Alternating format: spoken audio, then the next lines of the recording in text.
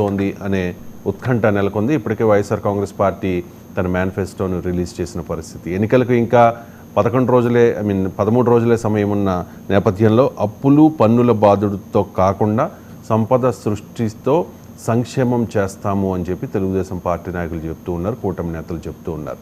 జగన్మోహన్ రెడ్డి ఈ 5 ఏళ్ల కాలంలో పన్నుల బాధుడు, దాంతోపాటు అప్పులు చేయడం లాంటివి వాటితోనే సంక్షేమం చేశాడు, అభివృద్ధి ఎక్కడా కనిపించలేదు. కాబట్టి మేము సంపద సృష్టించబోతూ ఉన్నాం, అప్పులు చేయం, ప్రజల్ని పన్నుల బాధుడితో వేధించం, ఖచ్చితంగా సంపద సృష్టించి దాంతోనే సంక్షేమం చేస్తాం, అలాగే అభివృద్ధి కూడా చేస్తాము అని చెప్పి తెలుగుదేశం పార్టీ నాయకులు పదే పదే చెప్తూ ఉన్నారు. అండ్ మేనిఫెస్టోలో ఈ అంశాలకు సంబంధించి కీలకంగా పొందుపరిచినట్టుగా సమాచారం. ఈ మేనిఫెస్టో రూపకల్పనలో పవన్ కళ్యాణ్ కూడా కీలకంగా వ్యవహరించారు. ఎందుకు అంటే కూటమి ఇచ్చిన హామీల బాధ్యత నాదే అని చెప్పి పవన్ కళ్యాణ్ పదే పదే చెప్తూ ఉన్న నేపథ్యంలో ఆయన కూడా నిశ్చితంగా ఆయన నోటీసులో పెట్టే ఈ మేనిఫెస్టో రూపకల్పన జరిగినట్టుగా సమాచారం. ఇప్పటికే పవన్ కళ్యాణ్ చంద్రబాబు నివాసం ఉండవల్లిలోని చంద్రబాబు నివాసానికి చేరుకున్నారు. అలాగే భారతీయ జనతా పార్టీకి చెందిన సీనియర్ నాయకులు కూడా అక్కడికి చేరుకున్నారు. కూటమి మేనిఫెస్టోపై సర్వత్రా ఉత్కంఠ నెలకొంది. వైఎస్ఆర్ కాంగ్రెస్ పార్టీ కూడా చాలా నిశ్చితంగా గమనిస్తోంది. ఎందుకంటే జగన్ చెప్తూ ఉన్నారు, సంక్షేమ పథకాలని మేము తెచ్చాం, వాటిని కొనసాగిస్తాం. ప్రతిపక్షాలు మొదట్లో సంక్షేమ పథకాలు మంచివి కాదు, దానివల్ల రాష్ట్ర ఆర్థిక పరిస్థితి కుదేలైపోతోంది, రాష్ట్రం మరో శ్రీలంక అయిపోతోంది అంటూ ఆరోపణలు చేశారు. కానీ ఆ తర్వాత ఇప్పుడు సంక్షేమంని కొనసాగిస్తాం, అంతకు మించి ఇస్తాము అని చెప్పి వాళ్ళు యూటర్న్ తీసుకున్నారు. కాబట్టి వాళ్ళ మాటలు నమ్మొద్దు అని జగన్మోహన్ రెడ్డి పదే పదే చెప్తున్న పరిస్థితి. ఇప్పటికే లాస్ట్ ఇయర్ మేలో జరిగిన మహానాడులో బాబు షూరిటీ భవిష్యత్తుకు గ్యారంటీ అంటూ సూపర్ 6తో ఒక 6 పథకాలని ప్రవేశపెట్టారు. 6 హామీలను ఇచ్చారు. వాటిని మనం చూడొచ్చు. ఒకటి, యువతకు 20 లక్షల ఉపాధి అవకాశాలు లేదా నెలకు 3,000 రూపాయల నిరుద్యోగ భృతి. 2, ప్రతి రైతుకు ఏటా 20,000 రూపాయల ఆర్థిక సాయం. ప్రతి మహిళకు నెలకు 1,500 రూపాయలు. స్కూల్కు వెళ్లే ప్రతి విద్యార్థికి ఏడాదికి 15,000.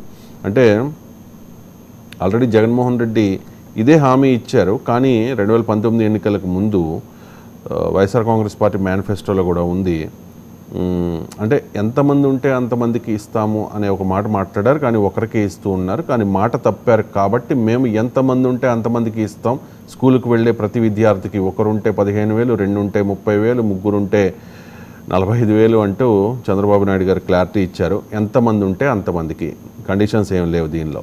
అలాగే ప్రతి ఇంటికి ఉచితంగా ఏడాదికి 3 గ్యాస్ సిలిండర్లు. అలాగే మహిళలకు ఉచిత బస్సు ప్రయాణం. తెలంగాణలో రేవంత్ రెడ్డి ఇచ్చినట్టుగా ఆంధ్రప్రదేశ్లో కూడా ఈ హామీ ఇచ్చిన పరిస్థితి. సో ఇప్పటికే ఈ సూపర్ 6 ఉన్నాయి. దీంతో పాటుగా భారతీయ జనతా పార్టీ దేశవ్యాప్తంగా ఒక మేనిఫెస్టో రిలీజ్ చేసింది.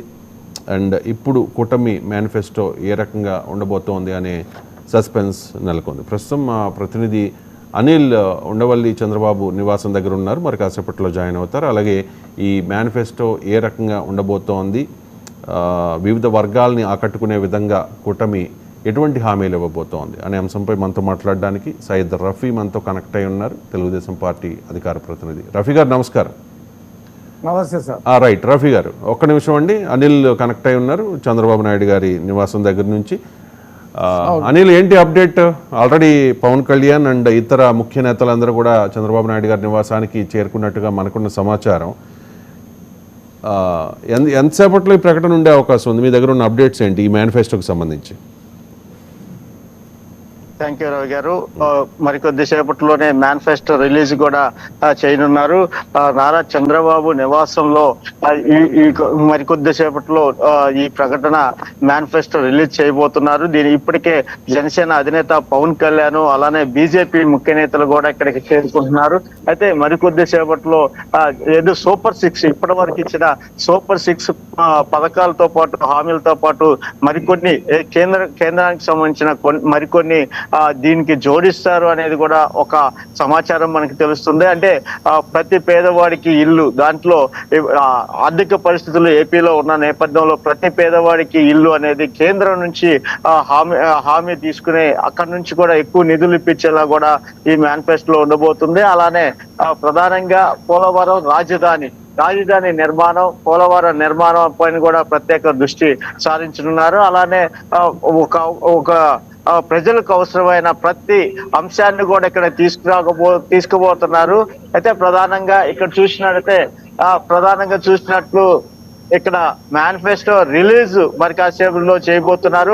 ప్రజలకు ఏదో అవసరమైందో అదంతా కూడా చెప్పడం జరుగుతా ఉంది. ప్రధానంగా చూసుకున్నట్లయితే ఇక్కడ మేనిఫెస్టో రిలీజ్ పై రాష్ట్ర వ్యాప్తంగా కూడా ఒక ఆసక్తికరమైన అంశంగా చెప్పుకోవచ్చు. ఎందుకంటే ఇప్పటికే వైఎస్ఆర్ కాంగ్రెస్ పార్టీ ఇది నవరత్నాలు ప్లస్ అని ప్రకటన చేశారు. అంటే అన్ని పెంచుకుంటూ పోయారే తప్ప కొత్త పథకాలు 1-2 తప్ప మిగతాయి లేవు. దానిపైన కూడా ప్రజలు కొంచెం నిరాశగా ఉన్నారని కూడా మనకు తెలుస్తుంది. అయితే ఉమ్మడి ఏదైతే బీజేపీ, టీడీపీ, జనసేన ఉమ్మడి పార్టీల మేనిఫెస్టో కోసం ఎదురు చూస్తున్నారు. ఈ మేనిఫెస్టోలో ప్రజలకు ఆసక్తికరమైన ఉపయోగపడే అంటే ప్రధానంగా కూడా టీడీపీ, జనసేన, బీజేపీ మేనిఫెస్టో కూడా ప్రజలు ఒక పక్క అభివృద్ధి, మరో పక్క సంక్షేమం పైన ప్రత్యేక దృష్టి ఏర్పాటు చేసి ఈ మేనిఫెస్టోను కోడెక్కించినట్లు కూడా మనకి తెలుస్తున్న సమాచారం. ఎందుకంటే ఇప్పటికే super right Anil, thank you so much.